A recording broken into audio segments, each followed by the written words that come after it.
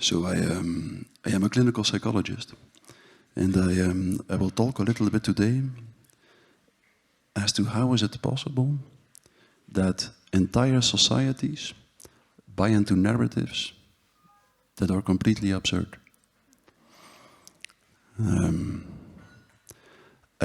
I got fascinated by that question as soon as I started working at university.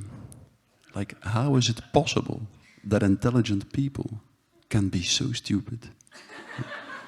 And let me unpack this a little bit. I started my PhD back in 2003, and I was supposed to do a classical research in psychology.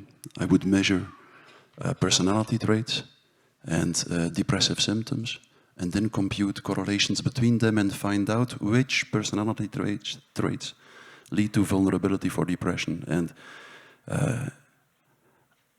I was supposed to do this in the classical way in psychology, using classical methodology, meaning that usually you start measuring your personality traits, the personality traits you're interested in, and the depressive symptoms using all kinds of psychological tests. And then you proceed to statistical inference.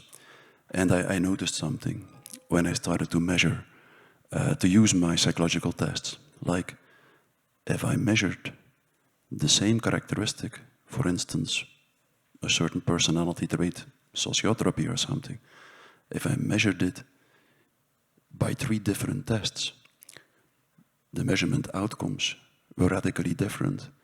And the correlations between the 2 measurement outcomes usually were in between 0 and 0.40. And I decided immediately, I don't continue with this research. And I asked my promoter whether I could change my topic or my focus. I asked whether I could investigate the quality of psychological research. And he allowed it, and I'm still grateful for this to him. I got an additional master in statistics because I wanted to really pinpoint what the problem was with statistical research in psychology. And the deeper I dived into it, the more I could see how fundamentally absurd a large part of psychological research is. Like, for instance, if you measure a personality trait with an implicit test, and you repeat your test tomorrow and the day after tomorrow, the correlation, the retest reliability of the test will be 0. Meaning there are 2 options. Either the test absolutely doesn't work, or our personality changes every day, which is by definition impossible because personality refers to these characteristics that are stable. Okay. A little bit later, in 2005, the so-called replication crisis in the sciences started. And first I had been under the impression that only psychologists were crazy enough to do such stupid research. But the replication crisis showed that things were even worse in the medical sciences. And in medical sciences, exactly the same problems exist. Most medical tests have a very low convergent validity, for instance. There is a wonderful paper about it. If people are interested, I can provide it. A huge review paper. And maybe some of you are familiar with the work of John Ioannidis, the most famous biomedical statistician in the world. He published this paper in 2005, why most published research findings are false, in which he demonstrated that in the medical sciences, 85% of the papers cannot be reproduced. Meaning that if one research group does an experiment and provides his fundamental data, his measurements, to another researcher, to a different research group, this different research group will draw fundamentally different conclusions from the same data, meaning that this research is completely without scientific value, and the remaining 50%, those who can be reproduced, it's absolutely not sure that these are valid. Reproducibility is the lower limit of scientific validity. So, anyway, that was where I started. And that's where I found out, well, that's a strange thing. I was so fascinated by the phenomenon because I published a book after my PhD, which was called The Pursuit of Objectivity in Psychology. And this book, after 2 years, was banned. Like, several students said that they didn't want to continue study psychology, and my university banned my book. I couldn't use it anymore in my courses. And then, now, three years ago, I published another book, The Psychology of Totalitarianism, and they banned it again. Even the mainstream journalists in Belgium chose my side then. But they banned it again. And that book was all about this psychological phenomenon that can explain why people buy into narratives that are completely absurd, a phenomenon that I called mass formation, and a phenomenon that I started to see more and more. Like after my PhD, I started to be interested in the question, well, how can intelligent people, and in particular highly educated people, continue to buy into this kind of research of which actually a child could see that it cannot work? And very soon I started to come to the conclusion that you couldn't explain a phenomenon on the basis of individual psychology alone. You needed group psychology to understand it. And that's where I got interested in mass psychology. And then the corona crisis started, and I was trained to take a critical distance from statistics. I started to consider the statistics, and in the first week of the crisis, I published this paper saying that the mortality rates of the virus were dramatically overrated and that they were 10 times lower than claimed by the models on which the corona measures were based. And then, 3 months later, it actually was proven beyond the shade of a doubt that the mortality rates had been dramatically overrated. Like the initial models, the models of Imperial College predicted that in a small country such as Sweden, 60 to 70,000 people would die by the end of May 2020 if the country didn't go into lockdown. And the country didn't go into lockdown and 6,000 people died, which is 10 times less. By that time, the people who developed the initial statistical models of the corona crisis had already admitted in a very fair and honest way in a hearing before the House of Commons in Great Britain, they had already admitted we overrated the mortality rates of the virus. But what I noticed, what could be observed, was that the entire society continued to buy into the narratives as if the initial statistics had been accurate. And at that moment, I decided to change my strategy. I said, like, okay, I will try to show to society what psychological dynamics can explain how people, and myself included, under certain conditions, continue to go along with narratives while everyone could see that they are wrong. And that's where I started to articulate my theory on mass formation in public space. Mass formation, and I think it's extremely important to understand the mechanism, because it is exactly this mechanism that is involved and that is the essence of a totalitarian state. Like, many people confuse totalitarian states with classical dictatorships, while they are completely different. And a classical dictatorship at the psychological level is quite simple. It's just a society which is scared of a small group of people, the so-called dictatorial regime, whom they experience as having a huge aggressive potential. And consequently, society accepts that a small group of people unilaterally and top-down imposes its social contract to the population. Meaning that you can topple over a classical dictatorship by destroying the elite. Okay? A totalitarian state is something completely different at the psychological level. In a totalitarian state, you first have this process of mass formation, through which a substantial part of the population, usually about 30%, slowly gets fanatically in the grip of a certain narrative or a certain ideology.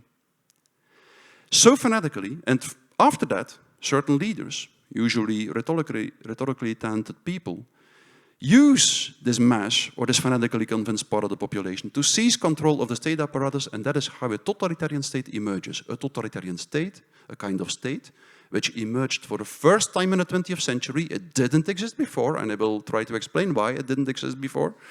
But a kind of state which has a much, much more suffocating impact on the population than a classical dictatorship.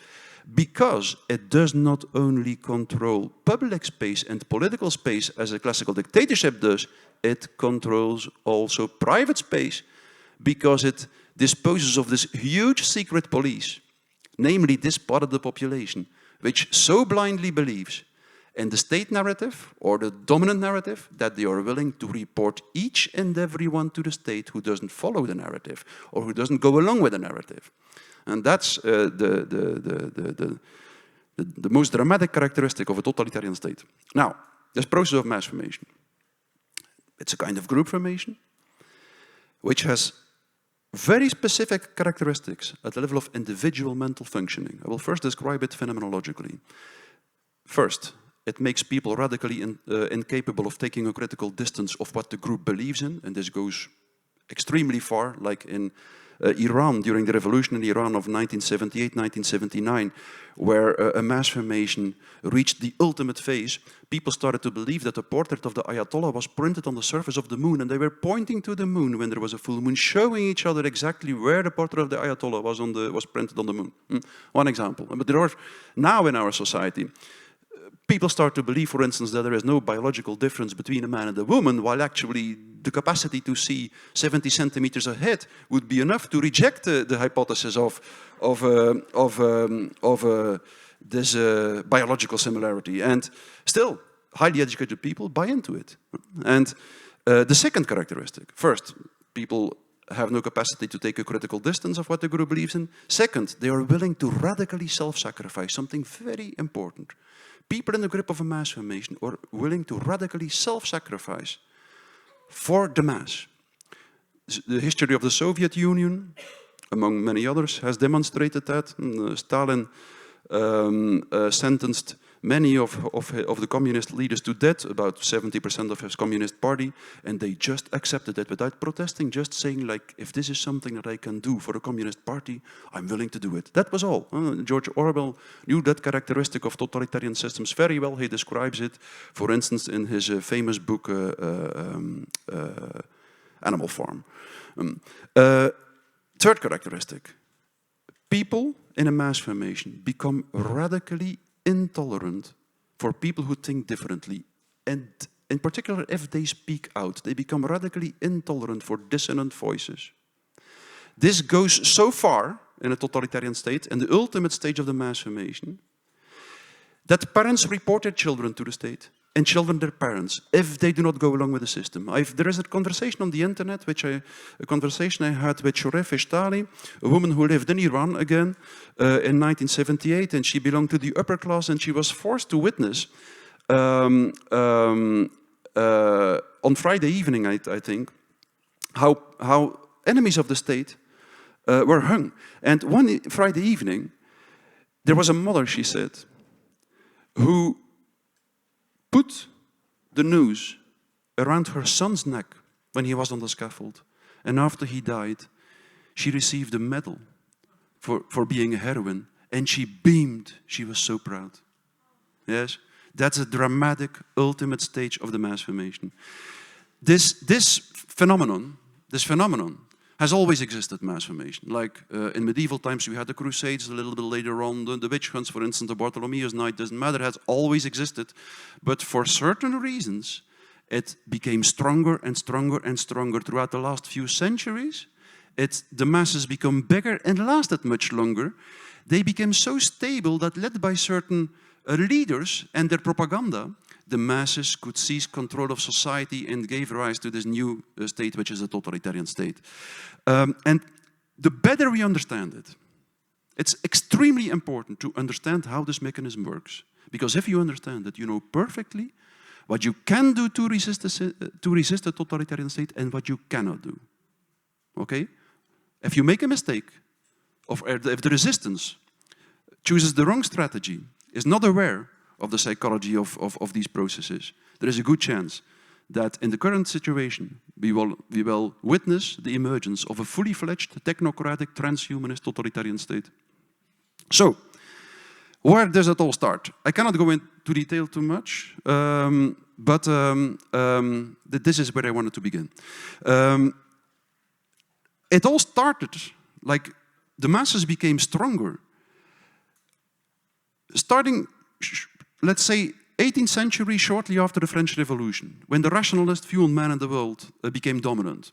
And in a certain way, this rationalist view on man and the world, I won't go into the psychological mechanisms now, I explain them in my book, in the first chapters of my book, but for certain reasons, this rationalist view on man and the world led to more and more loneliness in society, something that was already described by Hegel, and he called this process the atomization of society.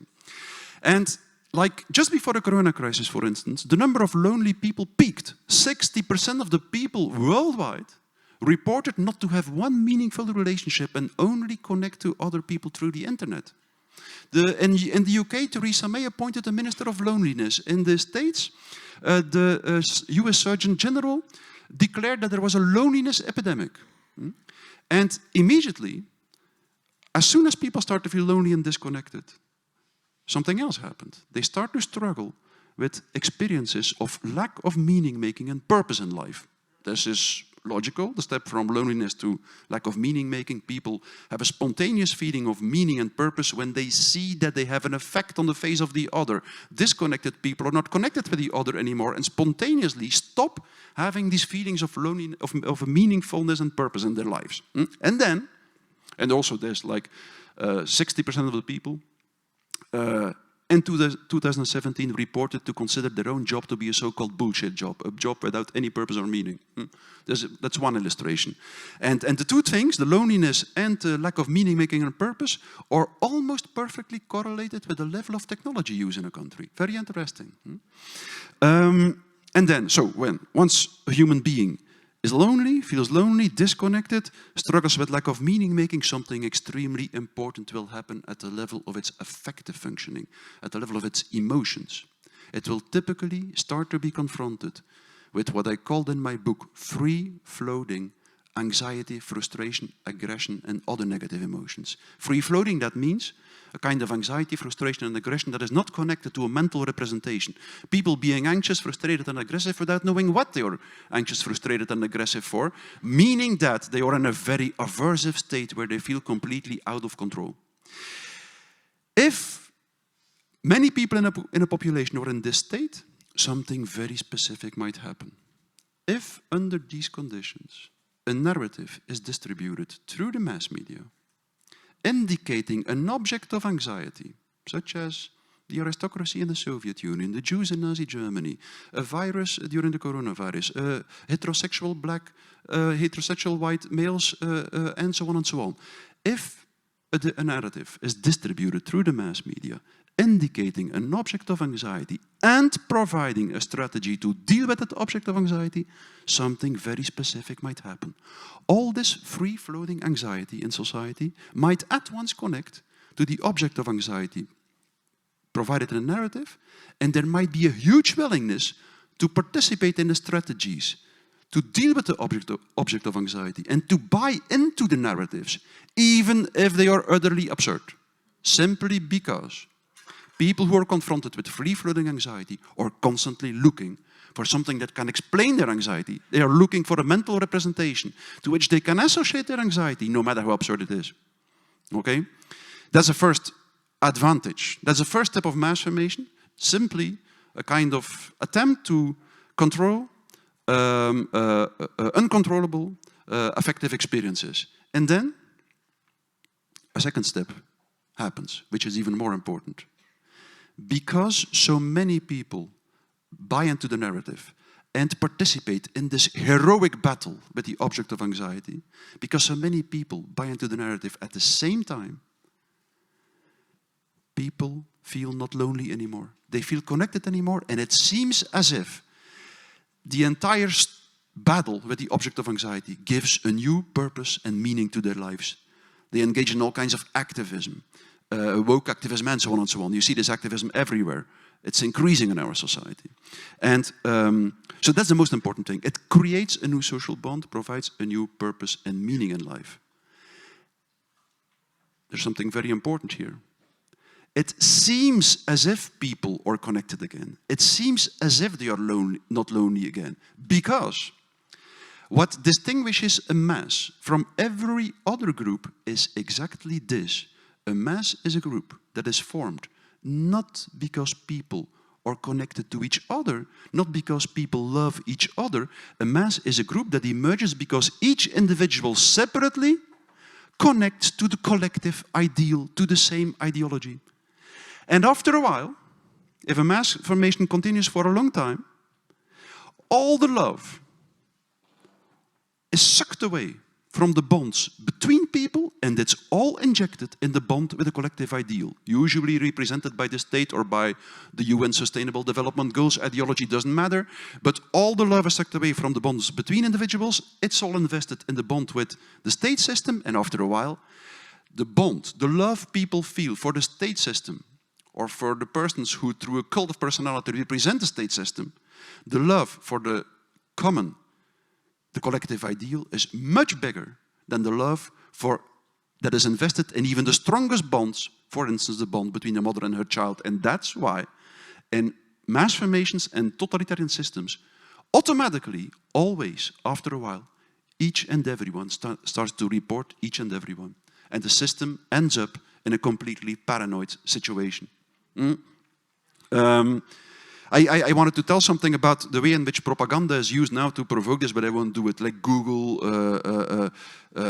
is one big propaganda tool. The 110,000 digital first responders that work for the UN, it's just on their website, you can find it there. 110,000 people who work anonymously on the internet to support the UN ideology and to ridiculize, criminalize and psychiatrize everyone who doesn't go along with the UN ideology. It's very impressive.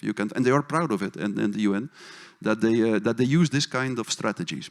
I won't go into detail about that because I guess we are running out of time, but I will one thing more about what we can do about it, because that is so important. So what is just crucial is this. If you understand the mechanism of mass formation, you just understand that it is identical to mass hypnosis. A mass hypnosis in which there is only one difference with classical hypnosis, and it is that the leaders, the hypnotists, are also hypnotized. So the leaders are in the grip of their own ideology. They usually fanatically believe in it. They do not always believe the narratives they use to promote their ideology. That's something different. But usually they fanatically believe in their own ideology. So it's a kind of hypnosis. People are in the grip of someone's voice. That's why totalitarian leaders and all propagandists know you have to try to make sure that your voice is the only one to be heard. Stalin knew that in a very lucid way, a theoretical way. Hitler knew it in an intuitive way. But they all know it. You have to make sure that your voice is the only one to be heard, because otherwise the hypnosis will be disrupted. Meaning that the people who do not fall prey to the mass formation, who do not go along with the system, have only one chance. They have to continue to speak out in public space in an as sincere way as possible. History has shown us what happened if they stopped speaking out in public space. In the beginning of the 20th century, totalitarian systems emerged everywhere in the world. But for a certain reason, they only developed into a fully-fledged totalitarian system with destruction campaigns in Nazi Germany and in the Soviet Union. What happened there? In both countries, the resistance made a fatal mistake. They reacted as if they were dealing with a classical dictatorship. And then it would make sense to go underground, because a classical dictatorship is not based on hypnosis, but a totalitarian state is based on ideological fanatic conviction. In 1930, the resistance stopped to speak out and went underground in the Soviet Union. 6 months later, the destruction campaign started. In 1935, the same happened. The resistance went underground in Nazi Germany. Within 6 months, the destruction campaign started. There is a strict relationship between the act of sincere speech. If it does not occur anymore in public space, the ancient Greeks knew that, by the way, as well, the totalitarian system will go completely crazy, and it will start to be convinced that it is its ethical duty to eliminate everyone, first excommunicate, then eliminate everyone who doesn't go along with it. Yes, that's also, you can very clearly see the difference between classical dictatorships and totalitarian states at exactly that point. If a classical dictator succeeds in silencing the opposition, the resistance, he will almost always mitigate his aggression. just because he feels in control, and then he thinks, if I want to stay in control, I will try to convince the population that I'm a friendly and a good guy. So almost always, when the classical dictator succeeds in silencing the opposition, he will mitigate his aggression. His aggression will become milder. In a totalitarian state, exactly the opposite happens. If in a totalitarian state the resistance stops to speak out, then first the totalitarian leader shows his destructive potential and starts to destroy everything. So it's just crucial. First, from a tactical point of view, we all have to do our best, no matter what happens, to continue to speak out. They can ban your book, they can cancel you. It doesn't matter. You only have one choice. Even if they kill 1/3 of us, continue to speak out. Believe me, it's the only way. It is the only way. So, thank you. Thank you. And, and for me that's even more important, also from an ethical point of view, and for our personal well-being, we have to make this choice to continue to speak out, I think. There is something in the Talmud saying, if a human being does not articulate the words that seem sincere and honest, it will slowly lose its soul. And I've experienced that myself so much. Like when I started to speak out in the corona crisis, I just, everyone, like the mainstream newspapers, the national television, they published hit piece after hit piece, saying that I was an extreme right fascist and a conspiracy thinker, which was not true. There is an entire chapter in my book why I say that it's not a conspiracy. It's a complex, dynamical, emergent phenomenon what we are dealing with. But they published hit piece after hit piece, sometimes for weeks straight. And at my social media, well, people were throwing mud at me all the time, and I just practiced. I said, like, okay, you will not react in the same way. The point is, in a world that becomes more and more inhumane, that loses all ethical awareness, the resistance has to do exactly the opposite. We have to stay true to the eternal principles of humanity, and the first of these principles is the ethical duty to speak out in a sincere way. Thank you.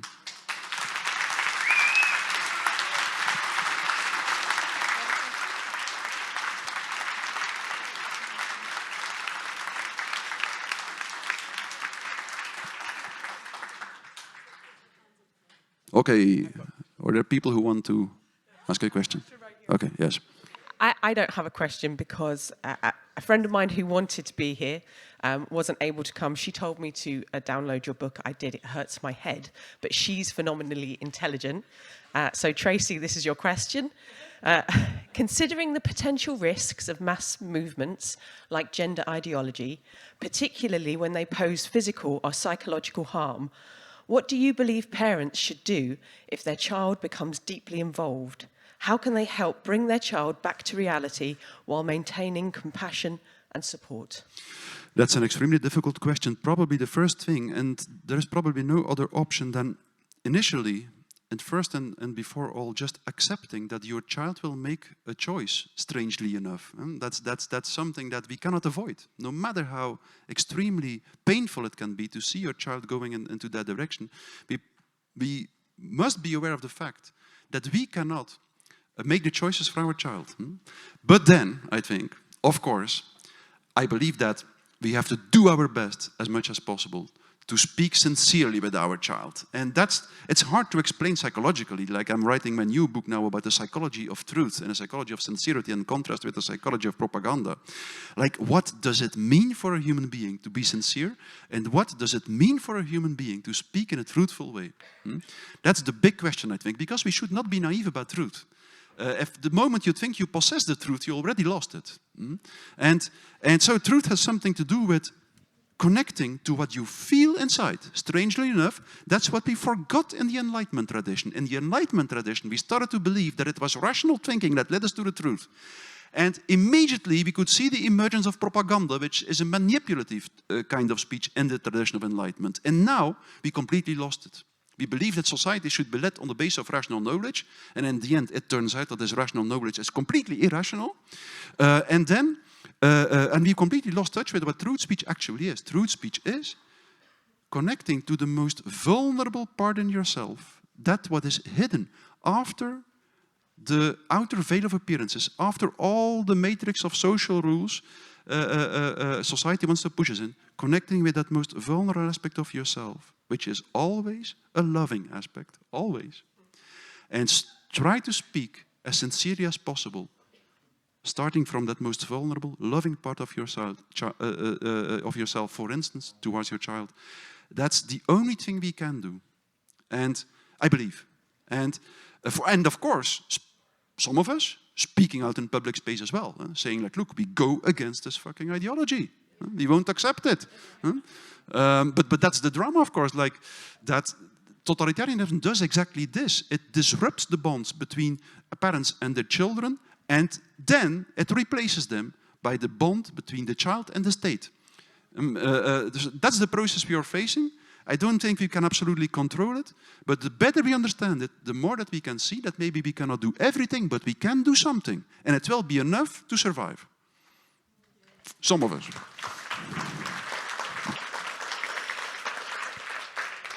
Hello, I'm Jesper. I'm from the Danish Rainbow Council. A quick comment and a question. I ran out of time up there. One of the things I would have said was that when I was in the Royal Guards, which I hated my time in the military, but I did get one good thing out of it, which was something our captain said before we had to go on a very arduous exercise. And he said, Guardsmen, when we send you to war, he didn't say if we send you to war, it's like when we send you to war, you must accept that you're already dead. Then you can do the job that we pay you to do. And I thought that was pretty harsh, but I've really used it a lot since. And I mentioned it in connection with what you were saying about the continuation of speaking up against something. And it's really helped me. I've used it in what I'm doing. I'm sure that maybe implicitly some people here have done the same thing.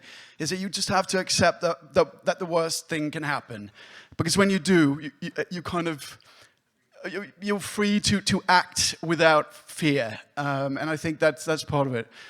And then my question, and then I'll sit down. So I'd love to hear your comments. Something wonderful you just said. So, when you go to war, you must accept that you're already dead. But okay, yeah. Proceed with the question. Yeah, I mean, people here who are dead, they look pretty good for dead people. But you know, my question is. Sort of in continuation of what Stella was talking about when she did that cheeky raise your hand if you're for Trump thing. Which one of the movements scare you the most? What's happened to the left in the United States and the MAGA movement?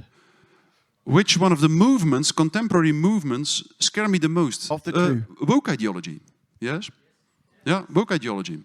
Yeah, of course, like in the corona crisis, we saw the emergence of a global biomedical technocratic system, which is actually one aspect of the same ideology, of the woke ideology at all, in the end, is rooted in this rationalist, which is absolutely not the same as rational, to be clear, a rationalist ideology which believes that the human being can impose its will to nature, to its body, to everything, without limit. And that we do not have to accept something that was given for us anyway. So which scares me the most? That as soon as you suddenly start to become aware of the true nature of a society where the genitals, the breasts of children are cut away, and that everyone sees it and accepts it, then you see that we are living in the most awful, most horrorsome society we can imagine. If you look at the opening ceremony of the Olympic Games, more and more you see how something sinister and evil manifests in the open. And that's why we have to realize that we have no choice. Get up and speak out, each and every one of us. Yeah.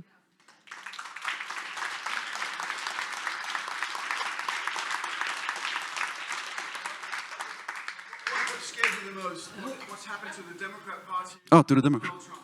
Okay. What scares me the most? What happened to the Democrat Party and to Donald Trump?